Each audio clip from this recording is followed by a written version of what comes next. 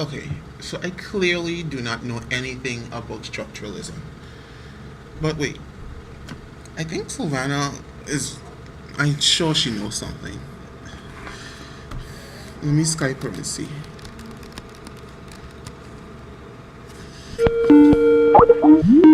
Uh, hey Savannah, do you by chance know anything about structuralism?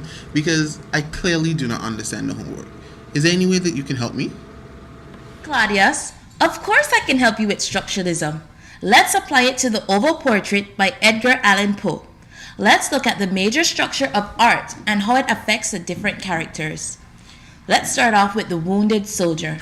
At first, he's infatuated with the portrait. He reads more about the portrait in a book he finds nearby. The painting was so entrancing that even though the soldier was injured, the painting made him feel re-energized. The woman. Unfortunately, her love for her husband led to her silent death. Little mention is given about her personality.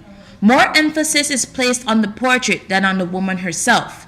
Her submissive personality allowed her to continue pleasing her husband, although she was slowly dying. Lastly, the painter. His love and passion for his work led him to ignore the fact that the object he was painting was indeed dying. He became obsessed with creating this perfect portrait. The author begins to focus more on the details of the portrait than of the woman who was being portrayed, just like the painter focuses more on his paintings than on his bride. Okay, so what you're saying is because art was so influential during the 19th century, that's why Poe decided to use this in his short story? Because as we know, there were schools such as Impressionism, Post-Impression, Symbolism, and Nimbus. Is that the reason why art was such a main focus in his short story? Yes, Claudius, art was so important during the 19th century that it was often implemented in literature. Anyways, thanks for your help. But I think I'll call Mindy and ask her if she can help me further. I'll talk to you tomorrow. Okay, so let me call Mindy.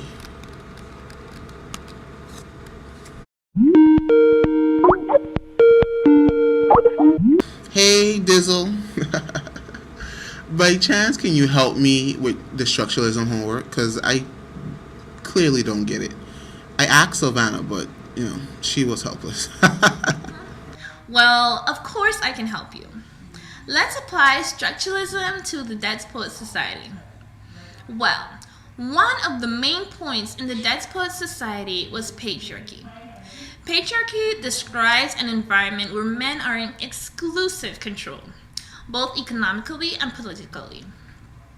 In the movie, the males are in full control, and in this all-boys boarding school, a lot of pressure were put onto these boys to become great doctors and leaders. So, you might have guessed.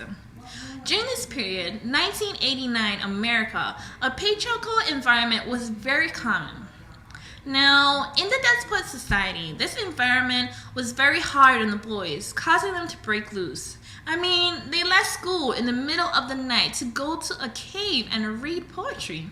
They made pranks during assembly, and this eventually led to death, as Neil couldn't deal with his controlling father planning out his life for him. Therefore, he decided that if things would never be his way, then there is no point in living life. So, as you can see, the patriarchal structure in this community was very influential. It affected the way the boys thought and behaved, and in the end, it incited their rebellion. Though it was clear that other structures attributed to the movie Dead Poets Society, the structure of patriarchy was very consistent. Bye! You know what? I actually think that I might be starting to get this, but just to be sure, I'll ask Lucretia or Peaches and see if she can help me. But thanks anyways.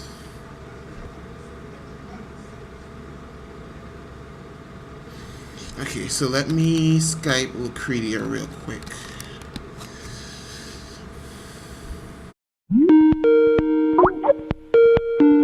Oh, hey Lucretia.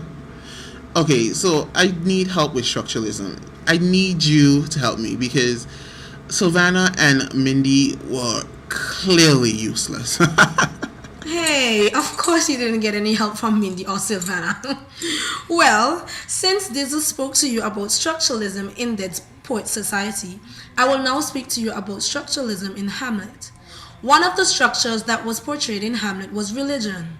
One of the main reasons why religion was dominant in this play is because during Shakespeare's time, the Catholic faith was well known and well practiced. As seen in Act 3, Scene 1, when Hamlet contemplates, to be or not to be, that is the question. He questions whether to die or not to die, to kill or not to kill, to be or, well, not to be. If Hamlet makes the decision to kill himself, it will have gone against his religion or the main religion that was existent during his time. In fact, this is also exhibited earlier in Act 1 when Hamlet begs, "Oh, that this too solid flesh could melt." We see here where Hamlet again contemplates suicide. But suicide isn't the only thing that Christianity speaks against. In Act 3, when Hamlet stumbles upon Claudius in prayer, he refrains from slaying him because of its possible religious and moral implications. Christianity in this era was so strong, or I would say, so dominant, that it was influential in every aspect of society during the Elizabethan era. The church during the Elizabethan era was inseparable from public and private life, and everyone, at least publicly, supported Christianity. Therefore, you can clearly see how cultural structure of religion influenced William Shakespeare's Hamlet. Alright. You know what? I think I may have finally gotten exactly what structuralism is. It's like studying the context of a piece of literature in order to understand the aspects that are within it. Right? Okay. Well, thank you very much. You've been a really, really big help. If anything, I'll see you tomorrow. Bye.